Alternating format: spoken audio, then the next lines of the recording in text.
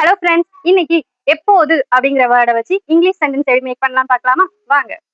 இப்ப பாருங்க, first sentence எப்போது வருவாய் அப்படின்னு சொல்லிட்டே இருக்கு. சோ பாருங்க, எப்போதுன்னா when. எப்போது அப்படின்னா when. வருவாய் அதாவது எப்போ நீ வருவேன்னு கேட்போம் இல்லையா? வந்தாய் அப்படின்னு கேட்டா அது பாஸ்ட், வருவ அப்படின்னா அது ஃபியூச்சர். ஸோ ஃபியூச்சருக்கு எப்பவுமே நம்ம வில் யூஸ் பண்ணுவோம். ஓகேவா? when will. வருவாய் அப்படின்னு இருக்கு இல்லையா? சோ ஒரு பர்சனை பத்தி பேசுறோம் அப்படிதானே? அதாவது வருது அப்படின்னு சொன்னா ஒரு பொருள் அப்படிதானே? சோ ஒரு வருவாய் அப்படின்னா ஏதோ ஒரு பர்சன் பத்தி நம்ம பேசுறோம். அப்பனா யூ. ஓகேவா? when will you.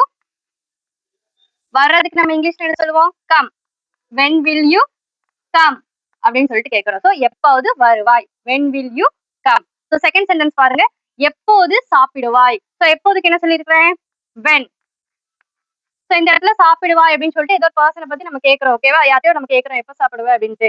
சோ அதுக்கு நம்ம என்ன சொல்லுவோம்? ஃபியூச்சர்ல எப்ப சாப்பிடுவேன் அப்படின்னு கேட்கிறோம். ஃபர்ஸ்ட் சென்டென்ஸ் மாதிரி தான். when will you eat. when will you eat அப்படின்னு சொல்லணும். ஓகேவா? தென் தேர்ட் சென்டென்ஸ் பாருங்க, அவர் எப்போது வருவார். ஓகே, சோ அவங்க வந்து எப்போ வருவாங்க அப்படின்னு கேட்போம்ல, அது எப்படி இங்கிலீஷ்ல கேட்கணும்? எப்போது அப்படின்னா when.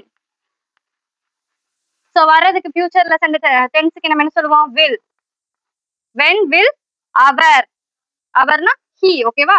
when will he come. So அவர் எப்போது வருவார் அப்படின்னா when will he come அப்படின்னு சொல்லிட்டு சொல்லணும். சோ லாஸ்ட் சென்டென்ஸ் பாருங்க, எப்போது தூங்குவாய். சோ இதுக்கு ஆன்சர் என்ன அப்படின்னு கமெண்ட்ல போஸ்ட் பண்ணுங்க. ஓகேவா? சோ இது மாதிரி டெய்லி யூஸ்ஃபுல்லான சென்டென்ஸ் இங்கிலீஷ்ல லேர்ன் பண்ணணும்னா நம்ம சேனலை மறக்காம லைக் பண்ணி சப்ஸ்கிரைப் பண்ணிக்கோங்க.